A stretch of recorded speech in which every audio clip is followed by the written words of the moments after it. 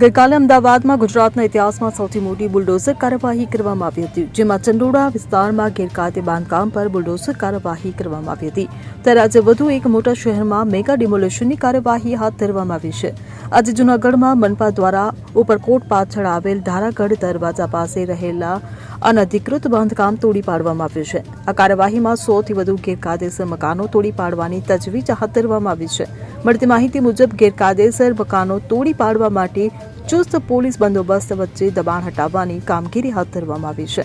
તંત્ર દ્વારા સૌથી પહેલા વીજ પુરવઠો બંધ કરી દબાણ હટાવવાની કામગીરી હાથ ધરાઈ, જેમાં અહીં એસડીએમ તેમજ મામલતદાર અને વહીવટી તંત્રની ટીમ તેમજ મનપા દબાણ શાખા ટીમ સાથે કામગીરી હાથ ધરવામાં આવી છે.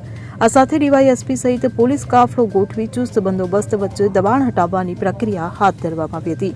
આમ તંત્ર દ્વારા 100થી વધુ મિલકત તોડી જગ્યા ખુલ્લી કરવામાં આવી હતી. Bureau report CN24 news.